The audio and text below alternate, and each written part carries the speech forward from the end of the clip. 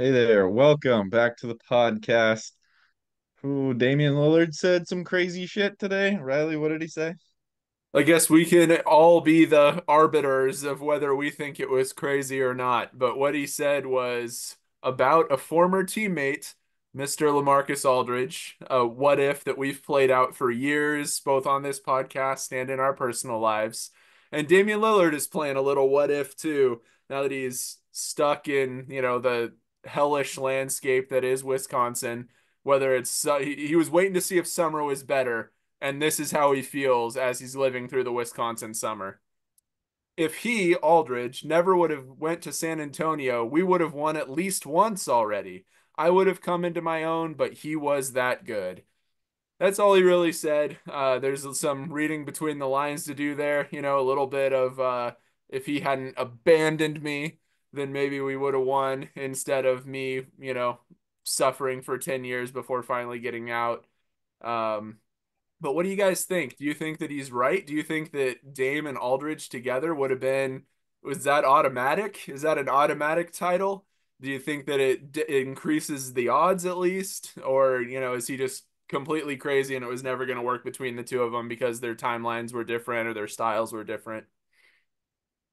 Well, you look at the what the year was, 2015. That was the year that there was a shot for a time, I feel like. That was the year that the Blazers were trending towards a two seed, and then we had a pop heard around the world, and Wesley Matthews' Achilles tendon popped. The Blazers were like 15-2 after the All-Star break or something like that. It was like a crazy record, and then Wesley Matthews tore his Achilles. Um, and after that, Aaron Aflalo had to start. It just wasn't the same. They fell to the Grizzlies in the first round. If they would have won, they would have faced the upstart Golden State Warriors, who had not won a championship at that point. They would have matched up well, healthy with the Golden State Warriors. Wesley Matthews would have been out there checking Klay Thompson. Batum would have been out there harassing Steph Curry, who was not the Steph Curry we know at this point. If that team would have stayed healthy, they had a shot before the Warriors became the Warriors because, that was just a whole what if scenario in its own. As far as if Dame and Aldridge, like in their primes, would have worked together, I think they played off of each other perfect because the thing with Dame's game mixed with Aldridge, pick and pop. Dame's issue was he kept getting trapped when the screener would come set a screen for him. The problem is you can't leave LaMarcus Aldridge open, wide open off a kick out if his guy leaves off the screen. So it's just money every time. If Dame was at peak Dame, which he became after Aldridge left, you can't just leave Aldridge open because he'll make the mid range every time. So it was like a perfect match if they would have just stayed together. I just don't know if all the other cards would have fell because the Blazers are the ultimate what if team. Everybody knows that. They have the most what ifs and the best what ifs out of anyone. But Clyde it and Michael Jordan. are, yeah, Clyde, Michael Jordan, Sabonis if he came over, more, Wesley Matthews. Anyways, if Brandon Roy, Greg Oden, and Brandon Roy, Aldridge. Greg Oden, Aldridge, but if the Warriors, came together the same way, I don't know if anybody's stopping that dynasty. But that season, that 2015 season, the Blazers had something brewing with their starting lineup. They had Aaron Aflalo acquired his depth, and was that the Mo Williams season? I can't remember. They had about 7 or 8 guys. They could have done something that season. And then, who knows what would have happened if Wesley didn't go down. Aldridge would have stayed if they would have advanced in the playoffs potentially. You're looking at a whole different ball game. I think they could have won maybe one. The at least one, I don't see them being like a juggernaut that wins all the time, but definitely it would have been a threat. And I could have seen them advance to at least a conference finals with that lineup because it was a very balanced lineup. Defenders, playmakers, rebounders, shooters, scorers, had everything. Just adding a tiny bit more depth and they would have been there. Yeah, you mentioned a lot of I almost feel like the bigger pieces in at play there were Wesley Matthews and Nicholas Batum, those defenders. Um, I think losing them was just as harmful as losing Aldridge. I'm not a huge Aldridge believer just because he choked in the big moments. He always shortened up. His shot was always short. A lot like CJ, honestly, in those big moments. He was like a 6'10 CJ. And you see what he did after he left the Blazers. It was nothing. And granted, he didn't have a pick and roll partner with him like Damian Lillard, but I just don't really wouldn't have trusted Aldridge to make the big plays to win them a championship. I think they would have been, a perennial contender, maybe some conference finals. But that being said, I still feel like today the Blazers are suffering from a chain reaction of Aldridge leaving because they got nothing for him. And it just left Dame on an island his entire career in Portland, never able to get another star. If they at least would have been able to trade Aldridge for an up and coming prospect or a pick or something like that, then maybe they could have made something work and Dame could have gotten a championship. I don't necessarily think that combo would have done it though, just because I don't really never really had much faith in Aldridge and anyway, he's a good regular season player, don't get me wrong, great first quarter player, but when you're talking about playing against Draymond Green and that Warriors defense and him out on an island off pick and roll switches, the way the league went, being such a three-point shooting league, and he could never really step out and hit those threes. He was always a few steps in the line or in inside the three-point line. Um, I don't think it probably would have worked, but they would have been a lot more competitive if you would have asked for a trade. They would have been able to get a legitimate piece back for them if they would have been able to keep Matthews and Batum and some of that depth. It didn't really make much sense once Aldridge left. Obviously, they had to go for a full rebuild. And you had CJ in the pipeline waiting to come up.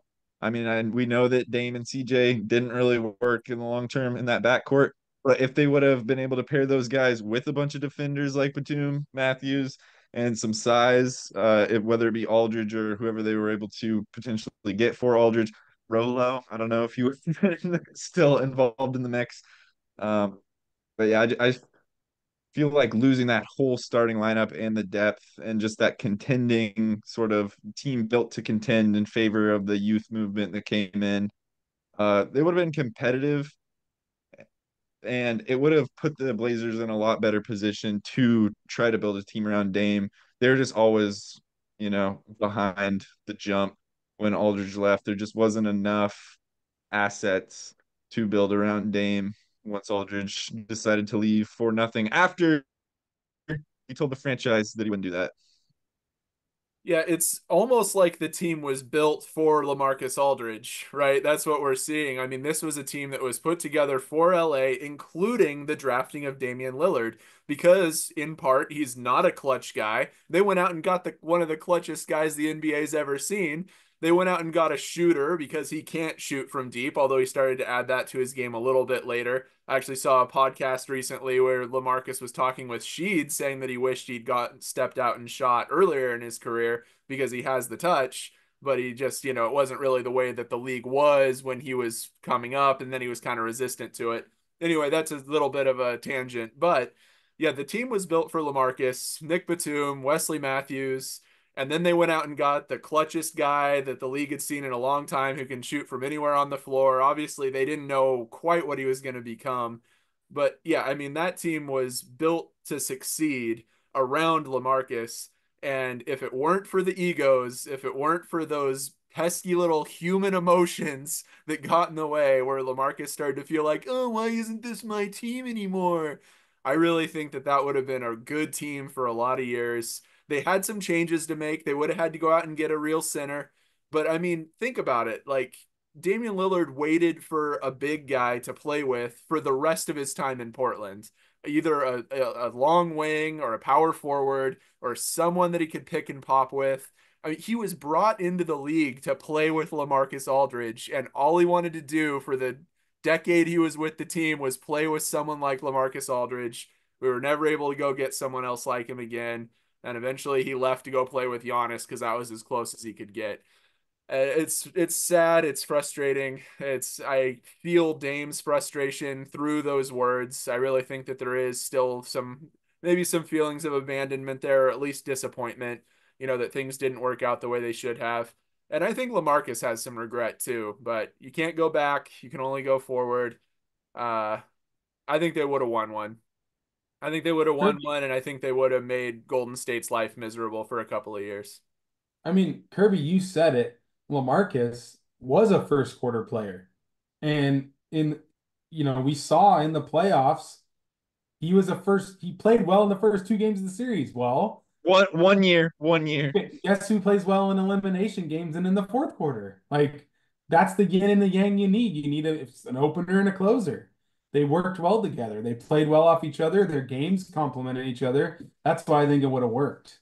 So Man, we that didn't get to Memphis series see was ugly though. There's no denying that was they that both was got so. completely locked up. But I think that's a lot of evidence right there. I don't know how well that would have worked because How old was Dame? Like 23 when that series happened, he's maybe? still getting locked up, man. He still is playing series where he's getting locked. I mean, that's happened, throughout his entire Yeah. career. Yeah, and how many series has he played in with any kind of other threat on the floor? Not many. None. Not one. We can trade the Blazers can trade two first round picks for Robert Covington, though. That'll help. I know that. I know that all these other teams can package these picks and make these deals for these stars, but the Blazers can package picks for Robert Covington. Anyways, not to do the two missed dunks thing again. I just think it would have been interesting. That's a classic bit, a go-to bit here on the from the Love of the Podcast. Oh, it's a fun what if, and We seriously should rename the podcast the three guard lineup. I don't know why you guys won't do it. That's the best thing we've ever come up with. oh, just because it would make me sick. I'm ready to move on from the three guard lineup. I don't want to see it every week when I have to talk about it and say, "Welcome to the three guard lineup." That's like hell. You don't want to be stuck in hell forever. You I want to do be think on from it. I do think Aldridge regressed very quickly after he left Portland, and it's hard to say whether that was because he left a great situation and went to a terrible situation, or if he was just ready to fall off at that point in his career. I mean, he was already getting up there in age. Like I said, the league had changed. It was a three-point shooting league. The long two became the redheaded stepchild of shots of offensive production in the league.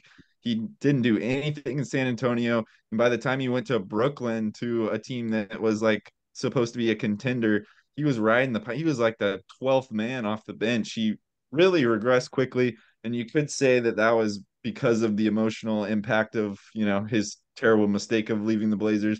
But it's hard to say. He might have regressed real quickly because of the way the league was changing in Portland too. Well, really quick, I mean, if you remember, he went to play with Kawhi Leonard, who pulled And an Tim all Duncan, right? I think all of them were still there. Duncan, for one Ginobili. year. Duncan, I think, was Yeah. there. Yep. But then they all left.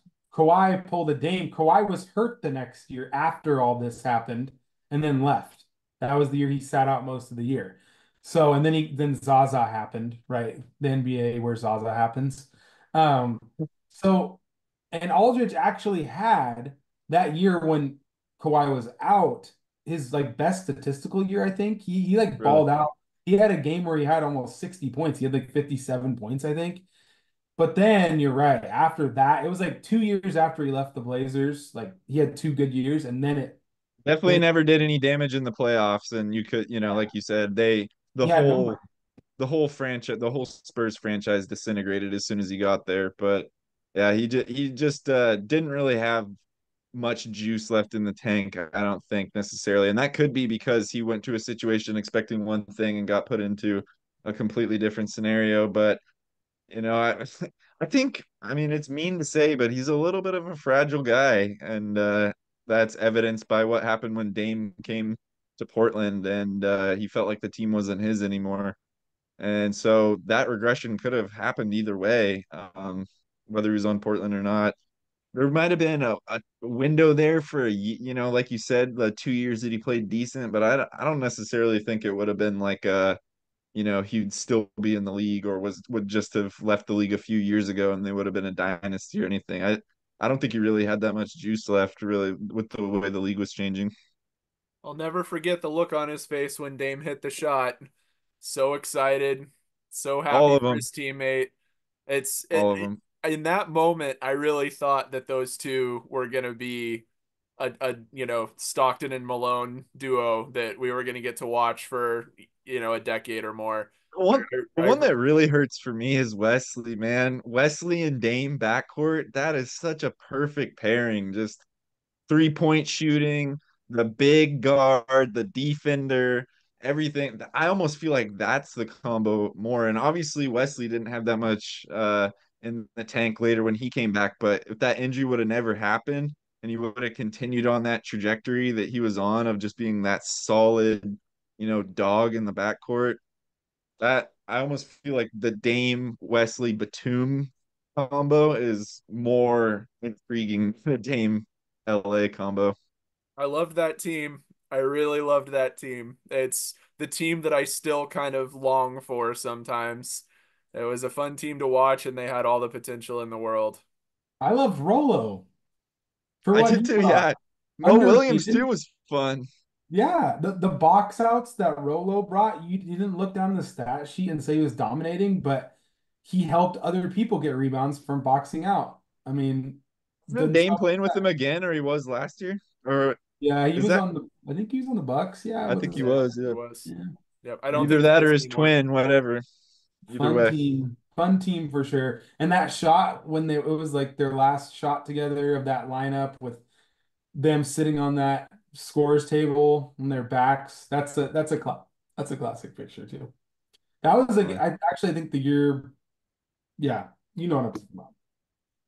Good Yeah. picture, good shot. Classic lineup, some Blazers legends for sure. And I mean, Batum's still he's still in the league being a effective role player and getting to the silver medal game for France. I mean, that dude is still going strong. He was so young when he came into the league. It feels like he's been around forever, but he's probably what, 35, 36. He's not like ancient. Yeah, I never. remember I feel like he really just lived up to the promise of what he looked like he was going to be, which is just kind of the solid role player. He can facilitate, he can score in batches, but he's not, he was never supposed to be a number one option. He was supposed to come in and help, Aldridge and that team. And Defense, yeah, the yeah, he ultimate glue definitely could have. guy, the the ultimate ultimate what? glue guy. Blue Yeah. guy. Could do Yeah. a little bit of everything: pass, defend, shoot. Good switchable defender on the floor. Like you wanted him out there for sure. Even in the Olympics this year, he was out there as the glue guy. Solid, not a lot of Even in the mistakes. Olympics, he's punched people in the nuts in the past. So if you needed that, you had that from him. Ball buster. Oh, Oh man, we're hoping for one of those glue guys, one of those guys that can pass, shoot, defend, length, young, all that size at the shooting guard position, right? We're gonna be talking about the depth chart. Let's move on. Let's look to the future. Enough reminiscing about the past. That's as Blazer fans are want to do. But looking at the shooting guard position, the obvious guy in that spot for me that's probably not gonna be starting, as ridiculous as that makes me feel. Shaden Sharp probably will be coming off the bench. You got $100 million guy um, at that shooting guard position that'll probably be starting in front of him. What do you want to see from? Let's just start with this. What do you want to see from Shaden this year? What would it take for him to maybe leapfrog over Anthony Simons and become the guy that we all want him to be, the starter, the partner for Scoot, the backcourt guy? Um, some big poster dunks, hopefully, some big blocking corner threes, all the exciting plays, plus maybe a little bit more consistency, some health, a nice, 70 to 75 games played, hopefully. What else are you guys hoping to see from him or any of the other shooting guards? Well, the problem is that in terms of him leapfrogging Anthony, I think the only way that really happens is if Anthony gets traded because of the money issue that you brought up. You can't bring the $100 million guy off the bench, which sucks. I mean, we all think that sucks. None of us want to see Anthony Simons, Jeremy Grant, and DeAndre Ayton out there trying to win 50 games. Yeah, I mean, they're not going to win 50 games, but I don't even want that mindset. That's They'll not win. the point. We're trying to win 30. That's Yeah. the like goal number. But Over I don't But even but if they win 30, then we don't get the pick. That's what I'm saying. like 25. I don't want those three guys getting the bulk of the minutes trying to win games, is my point. I want to see Shaden starting at shooting guard, and the only way that happens is if we trade Anthony. So that's what I really want to see. But You to know what's kind of ridiculous? I'm sorry to interrupt you, Riley. I'm just looking at the depth chart right now. They don't even have Shade at ESPN. They don't even have Shaden listed as a shooting guard in the shooting guard depth chart. They have him as a backup small forward to Denny, and they have the shooting guards as Anthony Simons, Delano Banton, and Chris Murray with Ryan Repair further down the list. Give me a break, ESPN. that is a bad shooting guard depth chart, by the way. If that was our shooting guard depth chart, we would be in trouble at the two because that is thin, thin, thin. But we all know that we're hopefully not going to see maybe I shouldn't We say we don't know. know, but we hope beyond hope that we're not looking at a three guard lineup for very much of this year, which is exactly what you have if you put Shaden at the three. Do They not need to run change the Shaden name. at the Telling you. three. Please, for God's sake.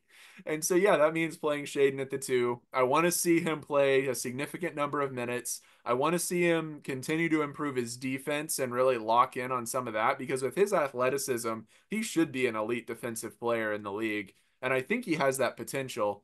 But it's also going to be a matter of just getting more time on the floor, getting reps, getting time against really good players.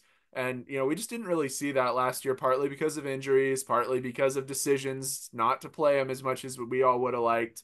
But he needs to defend some twos. I mean, that's really what it comes down to is he needs to spend a significant amount of time defending the league's best shooting guards and playing offense against the league's best shooting guards too. Otherwise, it's just another wasted season, and we don't get that many seasons to waste. Yeah, I mean, there's a couple things that I want to see from Shaden this year. And I mean, obviously Anthony's going to start, right? So we know that going in if he's still on the team, which looking like more likely by the month as we get closer to training camp. Um, I think that consistency is a word you said that would be crucial to see. Health, obviously, that's the number one above all. Um, I want to see though, like the moments where he's the best player on the floor, right? Like, because you're not going to win like a lot of games this year. So you're not going to get like he takes over the entire game and we go on a 10-game winning streak and we're like, oh my God. But if we're like, No okay, Brandon Roy moments, no December to remember well, like moments. maybe a Brandon Roy moment here or there, but not like this is leading the team to so many wins, but maybe more like a Shaden just had 15 points that quarter and he had a dunk and two step back threes. Like that was a fun quarter.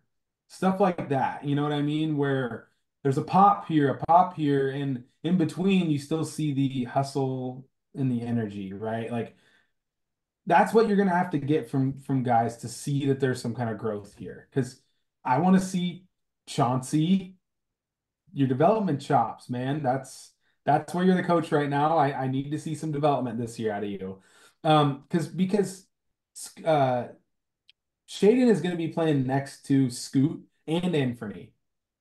I don't love the fit Three next to guards. Anthony because no, not three guards. Well, yes, three guards. He'll play some three probably too, some spot three, but I don't love the fit next to Anthony in the past because it seems like Anthony doesn't really he looks for his own shot, so Shaden kind of is passive, doesn't get involved as much.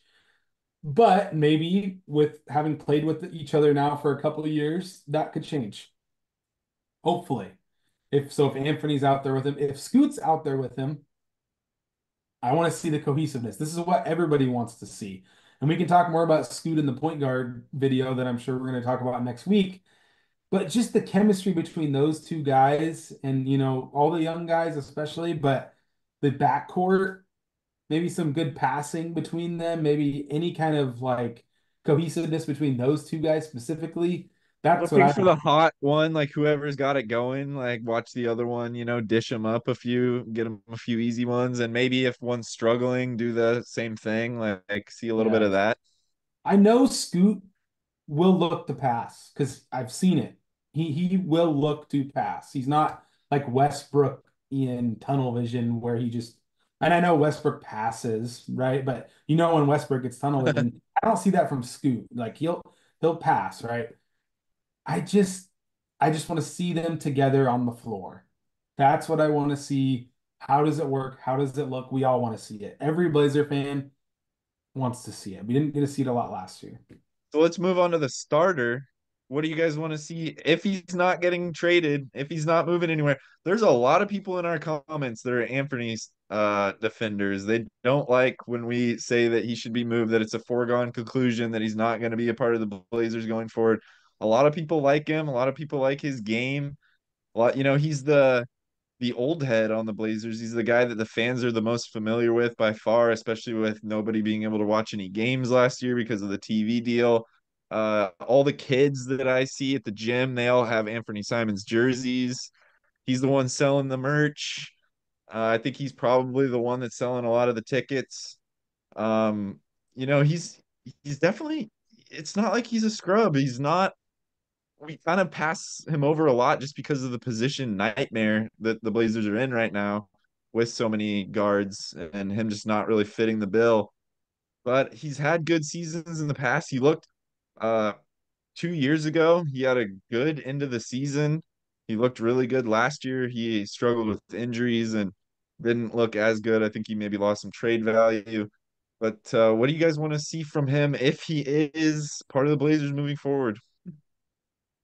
What I want to see from Anthony, if he's going to be on the team next season, is I want to see him demonstrate tremendous value in losing efforts. And that's really all that I can hope for from Anthony Simons, because I don't think that he's going to fit in long term. I think that I mean, really, even if you like Anthony, like how long are we talking here? I mean, who's tell us in the comments, these people in the comments that are Anthony defenders, and don't get me wrong, I like Anthony Simons fine as a player. But if you really think that he's our guy going forward, like for, the next 10 years, who are you moving? Like, who are we getting rid of? Are we dumping Scoot now? Like the guy that we gave up Damian Lillard for? 3 guard lineup, Are Riley. we dumping Shaden? Or are you guys really suggesting we go 3 guard lineup with Jeremy at the four? Like, I mean, is that really There's what no such thing as power forwards, Riley. It's all just wings and guards in a and center. I'm not trying to just like dump on your kind of hypothetical here of like what if he is on the team. I can't even really see it as a possibility. But I mean, yeah, I hope that if he is on the team for this year, I hope that he can help the Shaden and Scoot develop. I hope he doesn't get in their way. I hope that maybe he does start to develop a little bit more of a ability to pass and facilitate. That has not been his game whatsoever so far. He really was trying, and I don't blame him. He was trying to prove himself on Dame's team as a capable scorer himself. So I get that, but at this point, like if he's going to be a guard on the team, he has to be able to facilitate to our other scorers. Any good guard in the NBA has to be able to do that to some degree. So I hope that he can kind of be more of maybe get better at moving off the ball a little bit so he doesn't have to have the ball in his hands all the time. I hope that he can figure out ways to distract the defense so that other guys can penetrate. There are things that he could do to really help the team. Him holding the ball for 22 seconds and hurling up a step back James Harden three is not going to help the team. And I really don't want to see Yes. that from him for, 36, 40 minutes a game for 75 games this season. That would be a wasted season. At that point, we're getting into the like put the horns and furs on and go stand outside the Moda Center and see what happens. I Yeah. almost feel like worse than that would be if he has another injury plague season. At least if he's hucking up shots, James Harden threes, maybe the stats will look good and his trade value might increase a little bit. But if he has another injury plague season where he's not able to get in any kind of rhythm, he's not able to have maybe multiple 40-point performances, and he's just hucking up. I mean, he's still getting his shots up, but he's shooting like, under 40% from the field or whatever. That would be worse. I mean, What I want to see from him, I agree. No, not all ISOs. Maybe some off ball would be great from Anthony. Can we take any kind of a step forward defensively? Or is that just toasted? You guy is a slam dunk champion. The athleticism is there. Can we move any kind of step forward? I want anybody who's thinking Anthony can be the guy. Because some people think Anthony can be the guy. Go in NBA history. Just go in NBA history for me. Look and see who hasn't been the guy for about 6 seasons in a row and then became the guy and just became an all-star and was a superstar and the guy on both ends of the floor. I don't know how often that happens, if it ever happens. He's been in the league like 6 years. He's still young, but he's like what, 24 now, which that is very young, but 6 years already. And he's basically still like the worst defender in the league, if not top five every year. So I need to see something. If Anthony is one, if everyone's like, let's keep Anthony around, see some kind of a leap with that, or take the mantle and become the guy and just somehow lead the team to 40 wins and just kick us out of the tank race. And then we're just like, okay, screw it. We have no other. Anthony's too good. We can't get rid of him. Give one or the other. Like we gotta see it because dragging the team to 25 wins does not make me think Anthony's the guy. He's the worst. He's a top five worst defender in the league. That's the guy. He gets hurt every year. That's the guy. No, no, no, no, no, no, no. That is not the guy unless he shows it. So show that you're the guy or buy guy because you're not the guy. Classic. It's the classic home team delusion. There's no way around it. Every team feels it. We we complained about Miami's delusion and trying to give us Tyler Hero and Jamie Hawkes Jr. for Damian Lillard. But Blazers fans have it too, and we have seen it in our comments. They love Jeremy Grant, they love Anthony Simons. I don't really don't understand it. I don't understand how that's a part of a rebuild. And ladies and gentlemen, we are in a rebuild. This team is not gonna be winning 40 games. People think they're gonna be like competitive this year. There's no major differences from last year, and the team was awful last year. So I mean, please stop with this hometown delusion. We get it.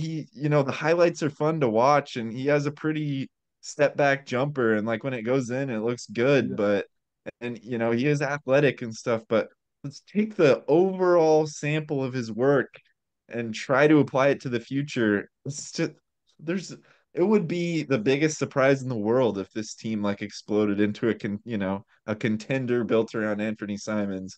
It's Yeah. just not gonna happen. I'm sorry to break it to you. We're sorry to be the pessimist. We try to be the optimist. But we're optimists for the rebuild, not for this team that's right in the middle somewhere here that just doesn't make a lot of sense. Looking down the depth chart a little bit more, there's a few guys I'm going to pass right over. I don't think any of us really want to talk about Delano Banton or Chris Murray, but Ryan Rupert might get a few comments, a few hopeful, optimistic comments from you guys. Is there anybody else other than him? And is there anything you guys would like to say about him? He had a fairly good summer league, I think.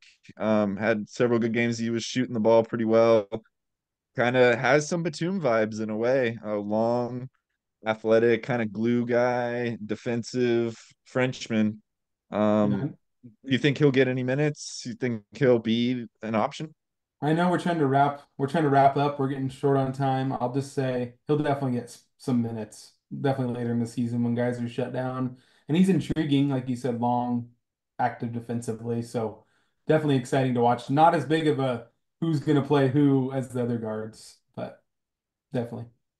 Yeah, 20 years old, and apparently making strides in the off season. So, yeah, I mean, you know where I sit. I would like to see all of these guys get a lot of minutes this season. I think this is a fully experimental year. It's a year to figure out what pieces we have and what pieces we need to draft during this upcoming good draft class. So I think that means playing guys like that a lot of minutes. I'd rather he and Shaden play than ever play Anthony Simons because I want him on the trading block. Please, please just play him over Delano Banton. That's all that I really ask for. Like Delano Banton, Chris Murray, these are not the guys. Thanks everyone for watching. Sorry we got a little pessimistic there, but we're also excited about other things. Optimistic. Thanks for watching. We'll see you next time. Bye bye.